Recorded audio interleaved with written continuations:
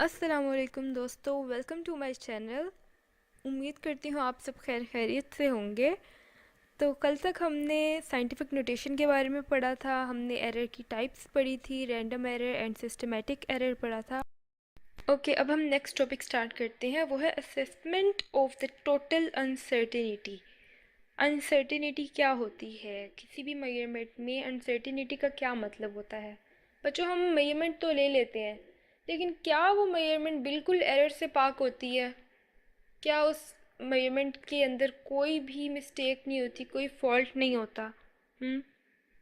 तो हमने यही करना है, हमने उसको असेस करना है। असेस यानी जांच पड़ताल करना, उसको असेस करना, टेस्ट करना कि क्या वो मेजरमेंट हमारी बिल्कुल करेक्ट है।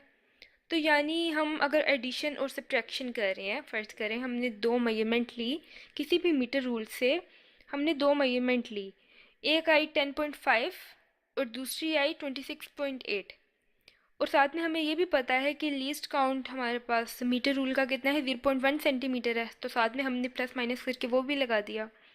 तो जब भी हम कोई भी मेजरमेंट को ऐड कर रहे हो या सब्ट्रैक्ट कर रहे हो, तो हम क्या करते हैं, उसकी असेसमेंट कैसे करेंगे कि हमने लीस्ट काउंट को ऐड कर लेना है। ठीक है, आपने ये बात याद रखनी है, अपने जहन में बिठा लें कि जब भी हम किसी मेजरमेंट को ऐड या सब्ट्रैक्ट कर रहे होंगे, तो हमने लीस्ट काउंट्स को देखना है, उनकी तरफ जाना है और उनको हमेशा ऐड करना है। बेशक हम सब्ट्रैक्ट कर रहे हैं, लेकिन हमने लीस्ट काउंट को ऐड ही करना है। तो पहले आप आंसर निकालें, उसके अंदर x प्लस वाई करें। x प्लस वाई किया 10.5 एंड 26.8 को ऐड किया तो 37.3 आया, और साथ में प्लस माइनस करके अनसर्टेनिटी भी लिखनी है कि इसके ये वैल्यू कितनी अनसर्टेन है, कितने परसेंट इसके अंदर एरर है। तो 0.3 सेंटीमीटर इसके अंदर एरर के चांसेस हैं।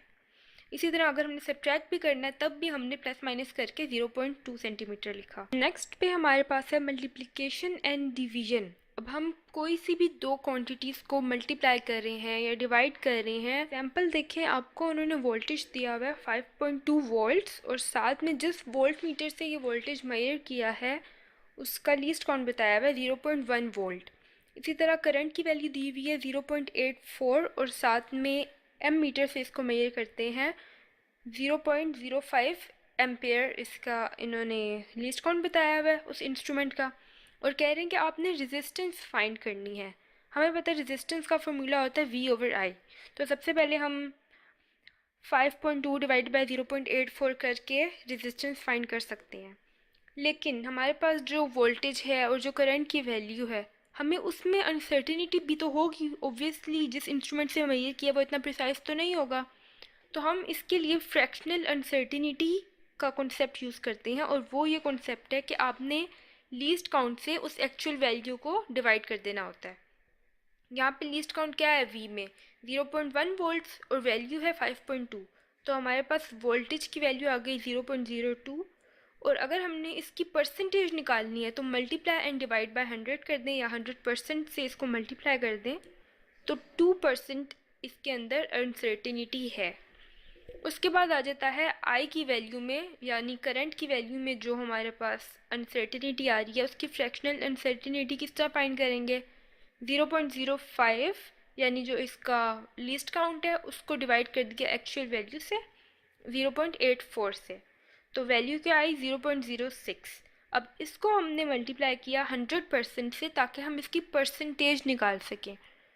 तो 6% आई में हमारे पास अनसर्टिनिटी आ रही है और वी में आ रही है 2%। तो आर की अनसर्टिनिटी कितनी होगी? आर की अनसर्टिनिटी हम किस तरह निकालेंगे? मल्टीप्लिकेशन एंड डिवीजन के लिए परसेंटेज अनसर्टिनिटीज़ को ऐड कर देते हैं। अब दोनों परसेंटेज अनसर्टिनिटीज़ आ गई 2 और 6, हमने इन दोनों को ऐड कर दिया 8%, तो उससे हमारे पास आर यानी रेजिस्टेंस में जो अनसर्टिनिटी है उसकी अनसर्टिनिटी आ जाएगी। आर की वैल्यू क्या निकली, इन दोनों को डिवाइड करके 6.19 एंड प्लस माइनस उसके अंदर 8% अनसर्टेनिटी है। बच्चों, हमारे पास इसी तरह कुछ इक्वेशंस होती हैं जिनमें पावर यूज़ हो रही है, जिस तरह E=mc², तो c का स्क्वायर इन्वॉल्व है। तो जब भी इस तरह की कोई पावर इन्वॉल्व हो तो हम क्या करते हैं, हम परसेंटेज अनसर्टेनिटी को उस पावर के साथ मल्टीप्लाई कर देते हैं।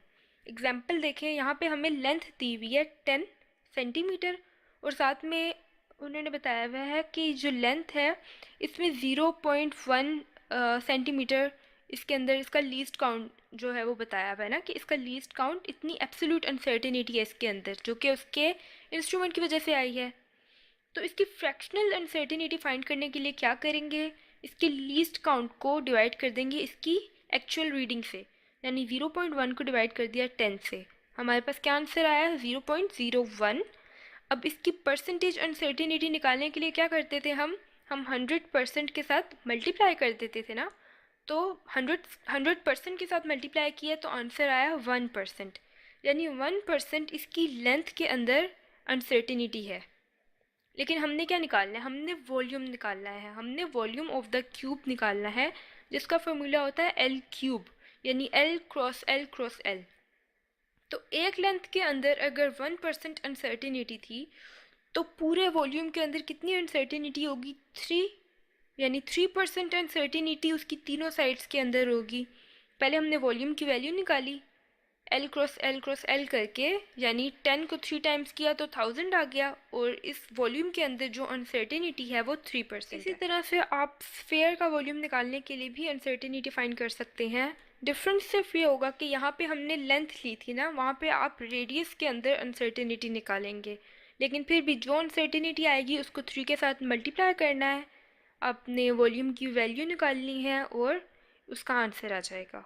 बच्चों अभी uncertainty in average value and in time experiments रहता है, लेकिन हम उसको अगली वीडियो में डिस्कस कर लेंगे क्योंकि ये वीडियो कुछ ज़्यादा लंबी हुई जा रही है। उम्मीद करती हूँ अब तक हमने जो भी पढ़ा है आपको समझ आया होगा। Thank you so much for watching this video. ढेर सारी दुआओं के साथ अल्लाह हाफिज़।